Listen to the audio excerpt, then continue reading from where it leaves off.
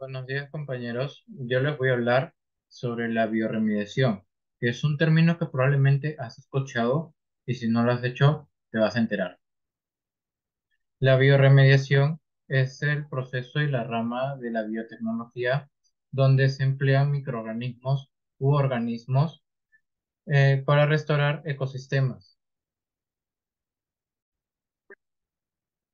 Esta se basa en reacciones de reducción-oxidación para obtener energía que se produce en la cadena respiratoria celular, tanto aerobia como anaerobia.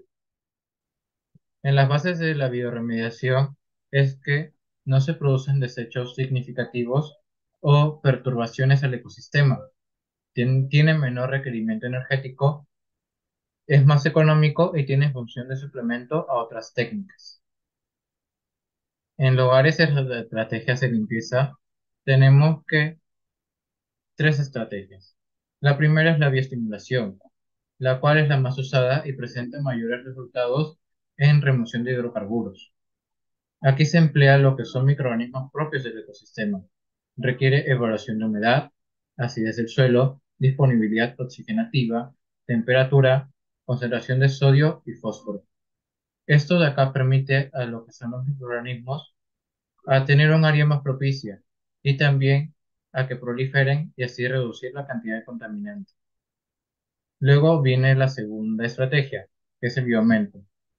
Cuando la bioestimulación no funciona adecuadamente, o sea, el tiempo de restauración dado por este es muy largo, se emplea microorganismos de otros ecosistemas para que ayuden. A veces estos requieren un apoyo más, los cuales son los surfactantes, como los que producen la bacteria Rhodococcus. Y luego viene la tercera estrategia, que es enteramente agregado de surfactantes, donde está más usada, donde el contaminante está ligado a lo que son las partículas del suelo. Como su propio nombre dice, se emplean surfactantes, los cuales tienen propiedad antifídica, es decir, tienen una parte polar y otra parte apolar. Esto de acá permite reducir la tensión superficial del agua y la generación de micelas, los cuales permiten a las bacterias fijarse a la matriz contaminada y así proliferar y reducir la cantidad de contaminante.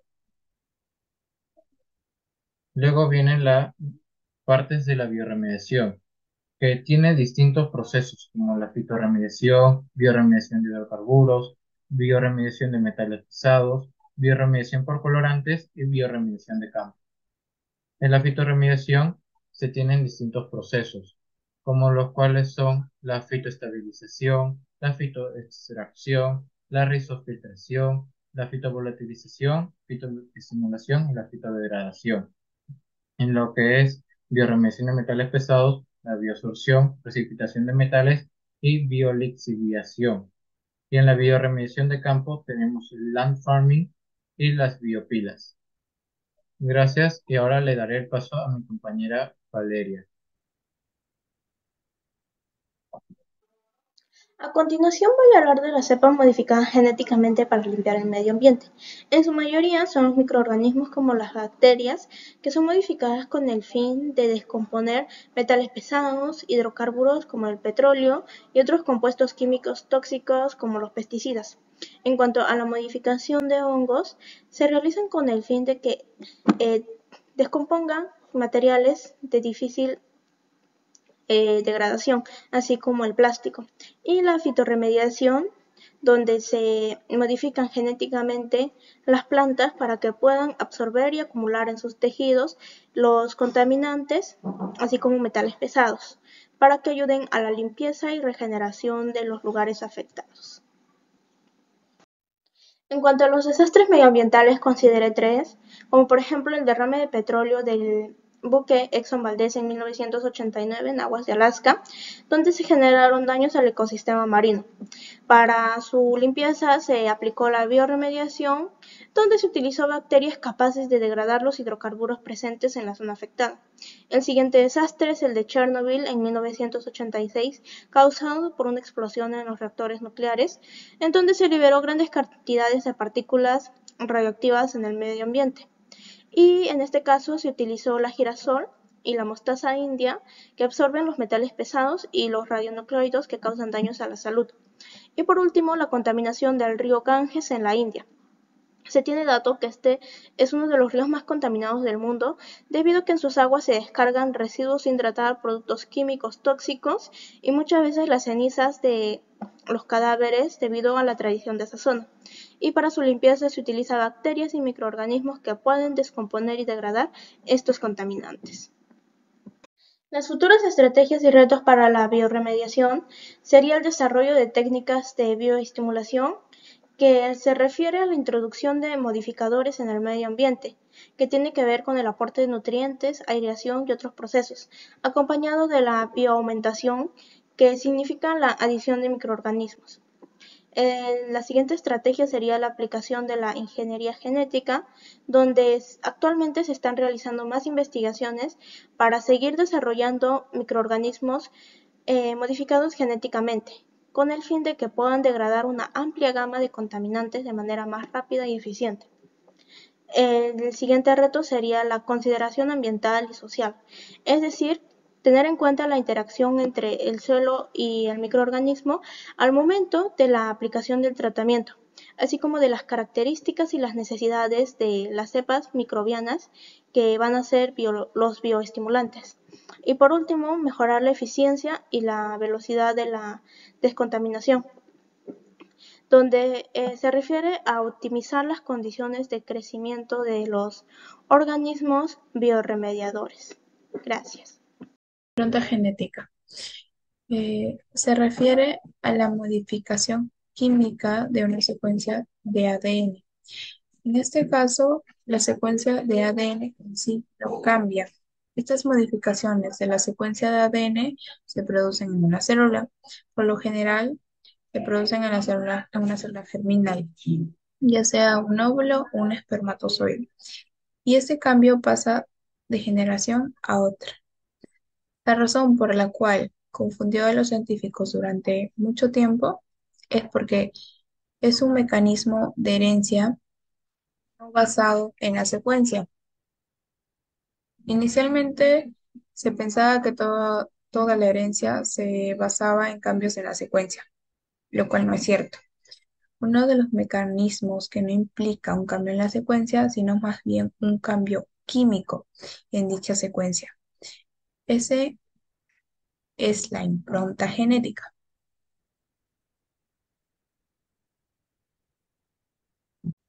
Vamos a necesitar un sujeto de prueba.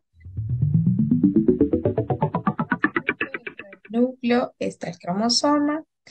Cromosomas, aquí vamos a poder encontrar aproximadamente los 2 metros de ADN que tenemos en una célula. Listo. Entonces, continuamos. Aquí vamos a poder encontrar la célula que necesitamos para hacer la extracción del ADN.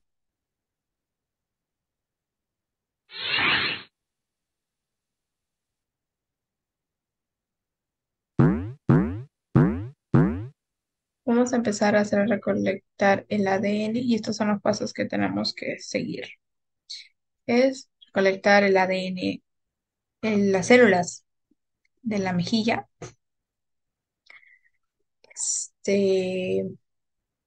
Vamos a estallar las células abiertas para liberar el ADN. Vamos a separar el ADN de las proteínas y desechos. Y luego aislar ya el ADN con el citrato.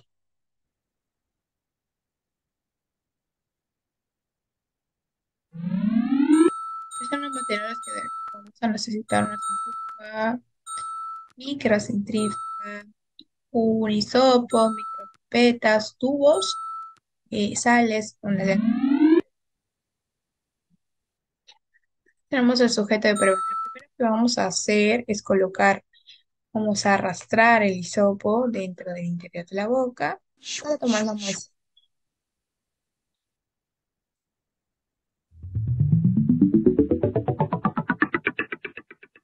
Podemos observar las células que ya arrastramos el hisopo, cogieron las células para hacer la extracción de la ADN. Listo. Ahora lo vamos a colocar dentro del tubo y le vamos a agregar una solución donde va a ocurrir una separación.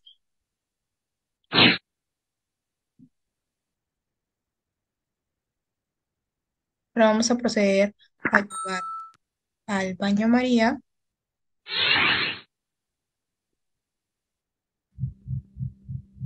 Introducimos a la centrífuga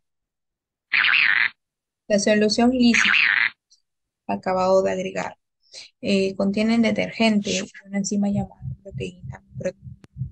proteinasa K, que es la que altera la membrana celular y la envoltura celular, para lo que hace que las células se abran de golpe, liberen el ADN. Porque aquí todavía sigue amarrado a las proteínas que se llaman histonas.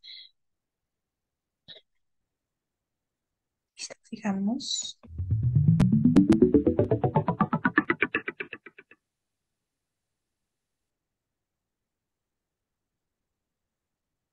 Listo, ahora retiramos el tubo que hemos puesto en agua baño María. Vamos a agregarle un poco de solución de sal concentrada.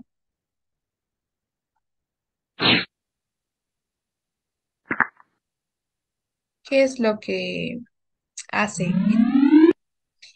Pues la sal que hace va a hacer que estas proteínas y desechos celulares se agrupen, lo que hemos podido observar aquí, dependiendo, y dejando el material genético solo, ya sin desechos celulares.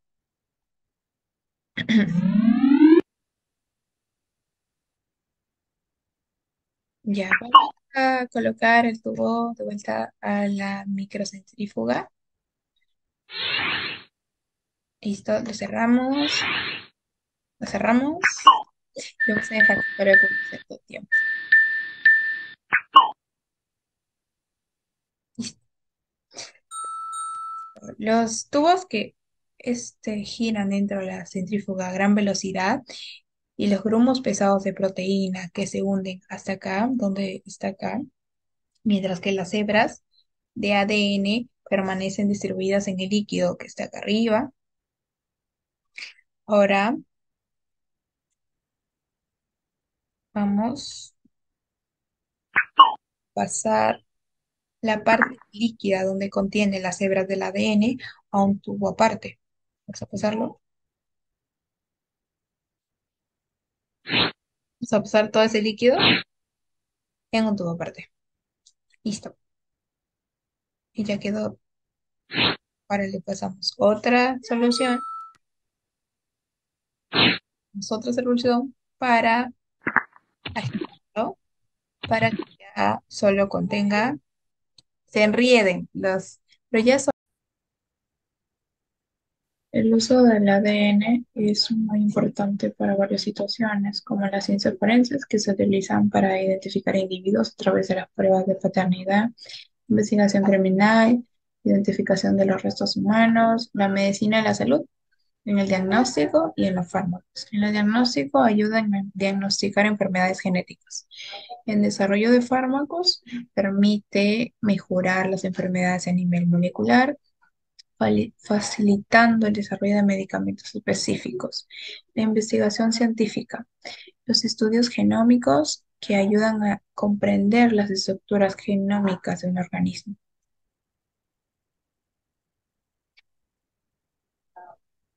Bueno, primero les voy a hablar acerca del DNA y la regla de la evidencia. El DNA o ácido desoxirribonucleico es la molécula que lleva la información genética en la mayoría de los organismos. Es esencial para la herencia y la transmisión de información genética de una generación a otra. Las cuatro bases nitrogenadas que componen el DNA son la adenina, la timina, citosina y la guanina. En cuanto a su regla de evidencia, se refieren esto a las pautas y protocolos establecidos para recopilar, preservar y presentar pruebas de DNA en el tribunal. Uno de los ejemplos podría ser, por ejemplo, acá como observamos la cadena de custodia. Bueno, esto es que se debe mantener el registro detallado de la manipulación y custodia de la muestra de DNA desde el momento que se recoge hasta su presentación en el tribunal. En cuanto a la calidad de la muestra, bueno, las muestras tienen que estar en un buen estado, bien conservadas y que sean de buena calidad, ya sea esto mediante técnicas de recolección, almacenamiento y procesamiento. En cuanto a la comparación y coincidencia, bueno, los peritos forenses realizan las comparaciones de los perfiles de DNA para determinar si hay coincidencias o no.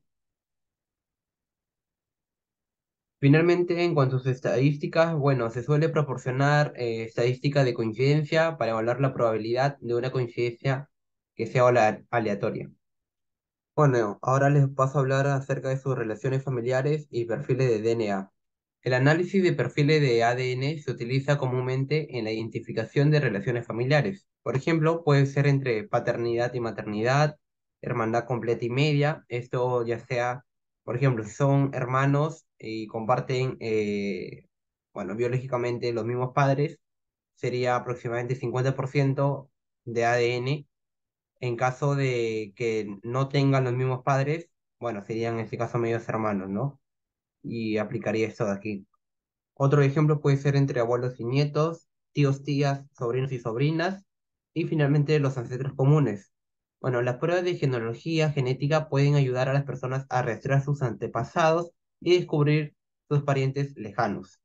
En cuanto a los perfiles del ADN, bueno, estos se utilizan en diferentes campos. Esto lo podemos ver en el día a día. Depende cada institución. Por ejemplo, puede ser en una investigación forense, en el OSI y marcadores genéticos, en la técnica de secuenciación o amplificación, en el perfil, como les decía, del ADN forense, repetición en tándem corto o sus siglas STR, el perfil de ADN para la identificación personal y finalmente las pruebas de genealogía. Bueno, finalmente les hablaré acerca del análisis de DNA no humano. Este tipo de análisis se utiliza en diversas áreas, obviamente incluyendo la biología, la ecología, la zoología, la microbiología y la paleontología, y muchísimas otras áreas más también. Tienen una diversidad. Pero para esto nos ayuda para identificar, por ejemplo, especies, en el estudio de la biodiversidad, en la filogenia y evolución, en el estudio de microorganismos, análisis de alimentos y productos, y también en la paleontología y estudios ambientales. Bueno, hasta aquí sería mi parte y la exposición de mis compañeros. Muchas gracias.